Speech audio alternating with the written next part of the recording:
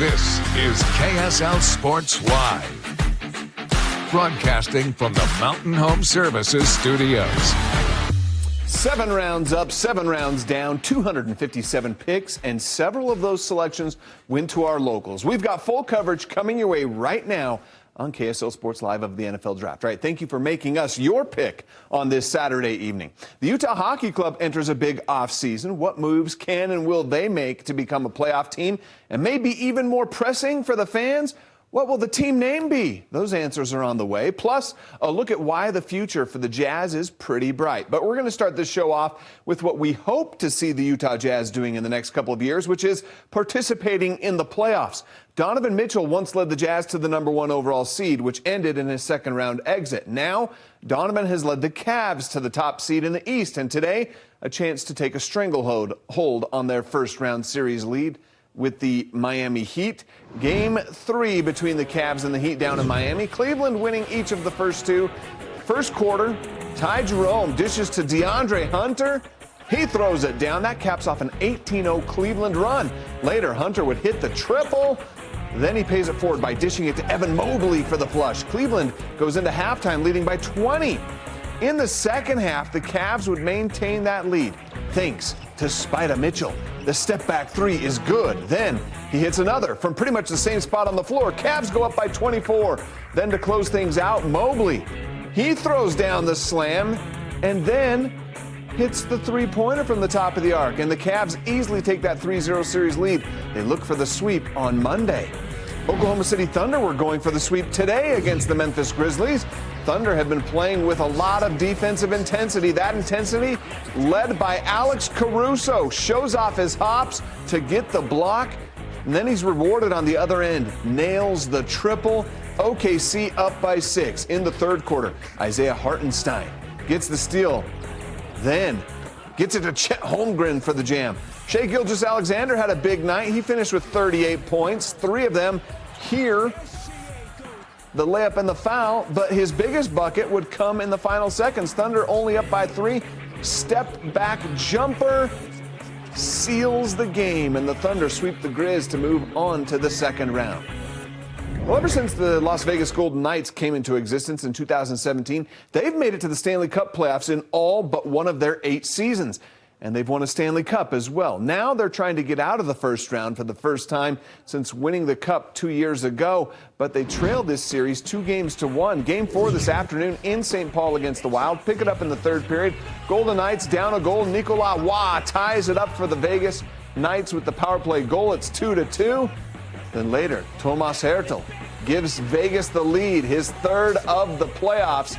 But that would be short-lived. Just a minute later, Jared Spurgeon ties it up. The game goes to overtime. 2.5 minutes left in OT.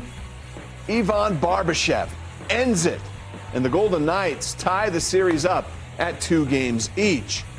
The Panthers and Lightning series is all tied up at a game apiece. Game 3 going to the Panthers' home ice. First period, Panthers' Matthew Tkachuk grabs the pass in the crease right there, and he jams it in for the Florida lead. Later, the Lightning would respond. Braden Point's shot is right on point, ties it up at 1. Then in the second period, Nick Paul's shot off the skate of the goalie to give the Lightning the first lead of the day. The Lightning would never lose that lead. They would score 5 goals to take a 2-1 series lead over the Panthers.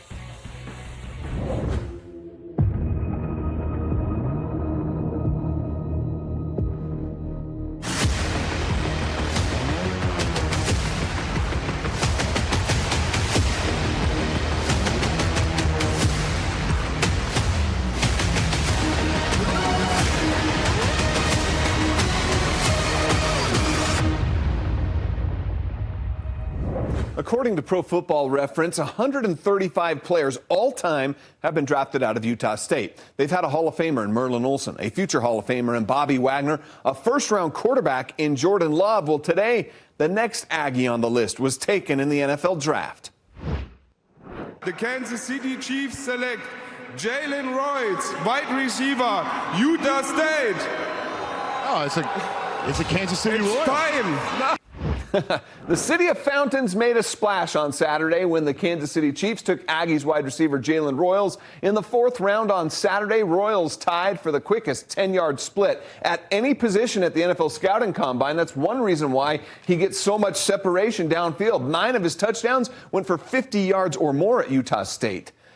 Now, the last time Utah State wide receiver was taken in the draft, it was also the Chiefs who made the pick, but you have to go back to 2008 when the Chiefs took Kevin Robinson in the 6th round. Royals being selected in the 4th round is the highest a receiver from Utah State has been selected since this guy. 2003, Kevin Curtis, taken in the 3rd round by the Rams. The Kansas City Chiefs select Jeffrey Bassa, linebacker, Oregon. Yeah, the Chiefs not done taking locals. The state of Utah continues to prove every year that this is indeed a football hotbed. Top 10 in the nation for producing talent out of the high school level, and Jeffrey Bassa is the next on that list. The former Kearns Cougar went on to be one of the most reliable players on Oregon's defense over the past 4 years, starting in 41 of the 53 games that he played. The next Utah high school product to begin an NFL career is tight end Jackson Hawes. The former Highland Ram who played his college ball for Georgia Tech was taken with the 173rd overall pick in the 5th round by the Buffalo Bills. The Denver Broncos select Caleb Lohner, tight end, Utah. One of the surprise picks of this draft, the only Utah Ute taken in the draft this year, is Caleb Lohner. He had just 4 catches this past season, but all 4 were touchdowns in his only season of college football. 5 seasons of college basketball between BYU, Baylor, and Utah. He now, though, is an NFL tight end with the Denver Broncos. Well, the UDFA market is going to be a hot one for some of our locals, and in less than an hour after the draft, BYU's Tyler Batty signed as an undrafted free agent with the Minnesota Vikings, and another Ute is headed to Denver. Linebacker Kearns Reed has signed with the Broncos, and BYU defensive back Jacob Robinson is headed to the San Francisco 49ers. You know, when the NHL first arrived to Utah, it was a very excited and very hungry fan base that welcomed them 1 year ago. General Manager Bill Armstrong was quick to remind those fans, though, that playoff hockey may not be on the menu for year 1. He told fans that they're close, but patience is still needed. Well, they certainly were close, just 7 points away from a wild card spot this season. Now Armstrong is ready for the Utah Hockey Club to make its move. The rebuild officially over, and playoff hockey is the goal and expectation for 2026. Coach Andre Turini, he's been with the team since recording just 57 points 4 seasons ago. With improvements made every season since, he now sees the possibility of bringing the cup here to Utah. Here's a chance. Gunther is in. Gunther to the net. He stopped. Rebound, score! He's done it again! We're not satisfied by any means. We recognize the progress. We recognize what's been done. We want to win the cup. That's what we want.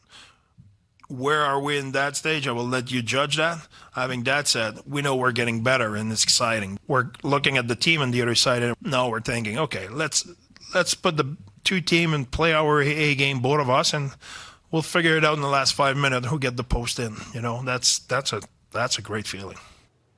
It is pretty exciting. You know, in order to compete for a Stanley Cup, though, you have to be strategic and aggressive in building up a championship caliber roster.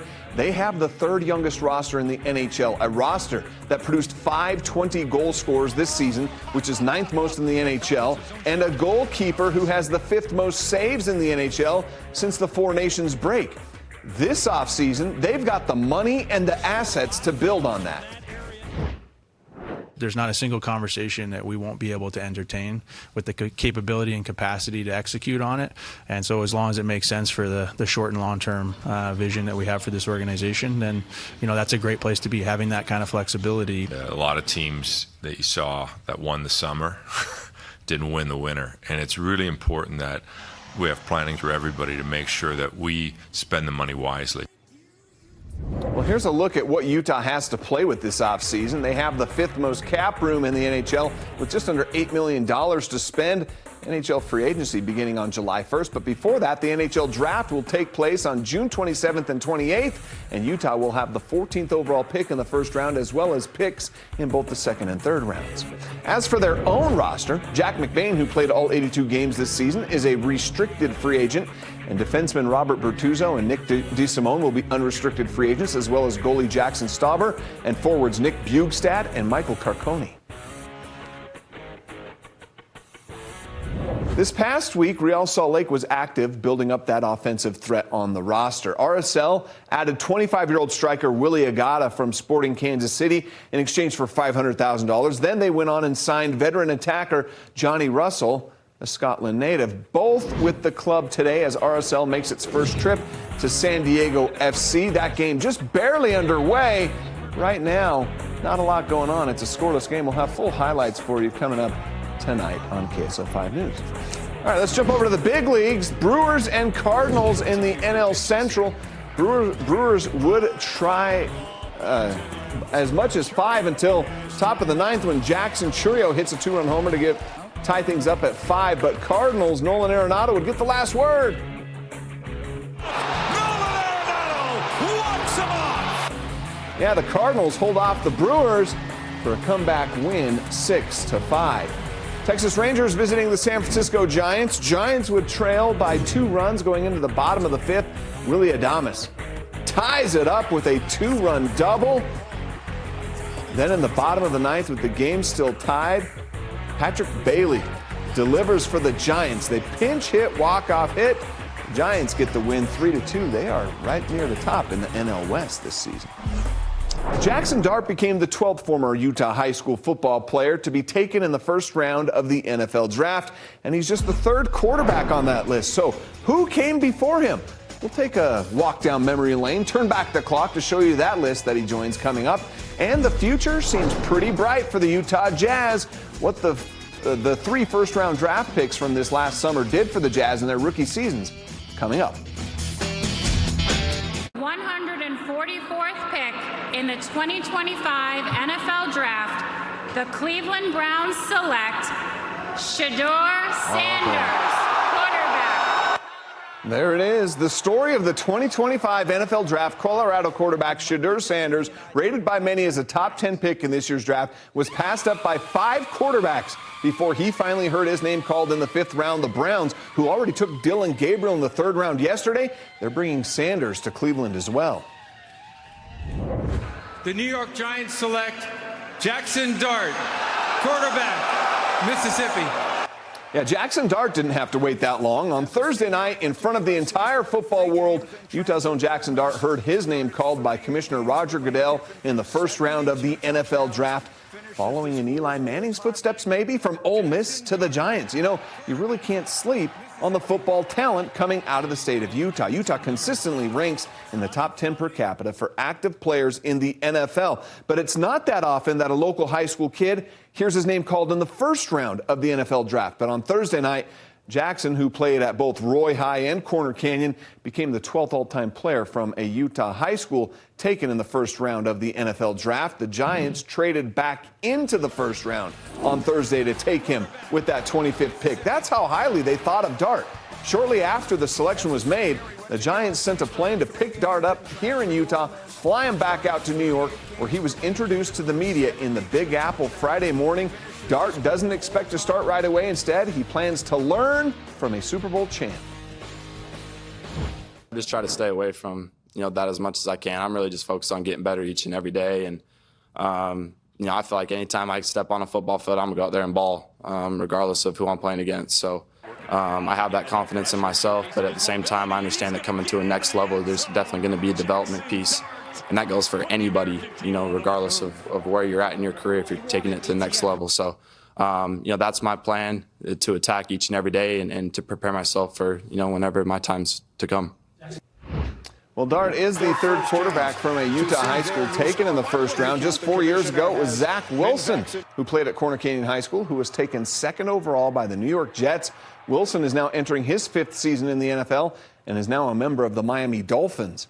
Now, before Wilson, you have to go all the way back to the 1982 NFL Draft, where former Roy Royal Jim McMahon was taken with the 5th overall pick by the Chicago Bears.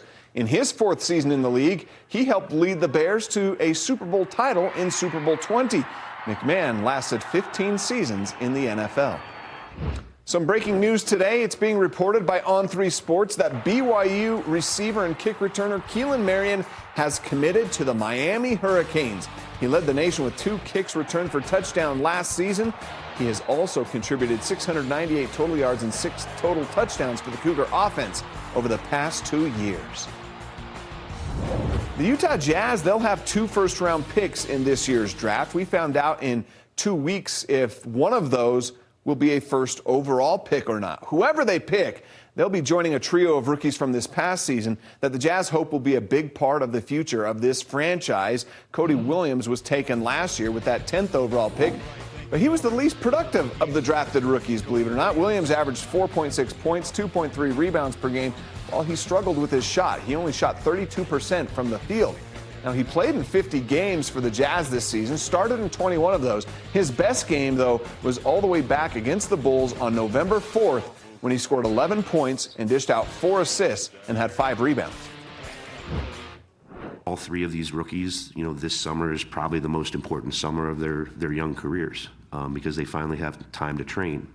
When we took Cody, he's got a very good brain. He's in the right places most of the time and kind of understands what's going on in the game. We knew that physically that he was going to take a lot more time than necessarily some of the other guys that were more physically ready. And his time on the court, while he struggled with certain aspects, I think they were good reinforcement lessons, again, of what he needs to do this summer.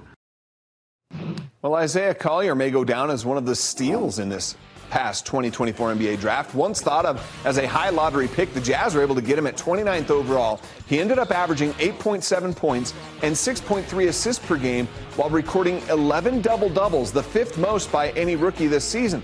Collier ended up starting in 46 games this year. He really turned the corner in the month of February. 6 of his double-doubles came in that month, and he was named the NBA's Rookie of the Month. Just consistently shooting the basketball. Staying locked in on defense. I think that are the biggest things for me this offseason. And, just continue to get better, as a whole. The point guard position is really, really hard to play, especially as a 20-year-old. But he demonstrated early that he knows what's going on in the game, time and score, who's played well, who needs the ball. Certainly, he has things to work on, but just his pace and strength at 20 years old and be able to even break a fairly significant record in Jazz history of having the most assists as a rookie is impressive. And, the Jazz also seem to have gotten a steal in the 2nd round with the 32nd overall pick last year in Kyle Filipowski. He ended up posting 9.6 points and 6.1 rebounds per game in his rookie campaign. He recorded 13 double-doubles, which was the 3rd most by any rookie this season, and he really showed his potential near the end of the season. In the Jazz 3rd to last game of the season, Flip scored 30 points, had 18 rebounds, and 5 assists in a win against the Blazers. Kyle, learning how to integrate being both a 4 and a 5 and constant, changing in lineups and figuring out how to play. You could really see that he knows how to play and his basketball IQ.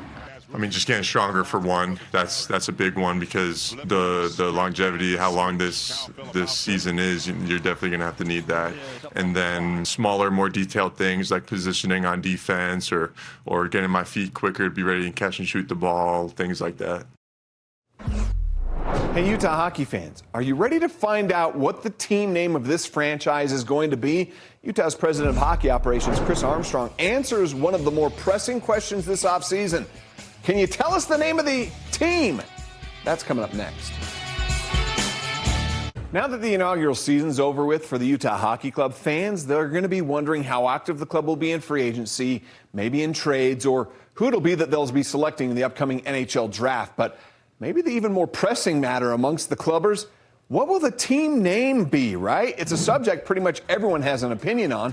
The Yeti was a popular pick, but of course the Cooler Company had to put a stop to that. That left names like the Mammoth, the Outlaws, and even the Wasatch as possible final options. And according to Utah's president of hockey operations, Chris Armstrong, they're not quite ready to tell us yet.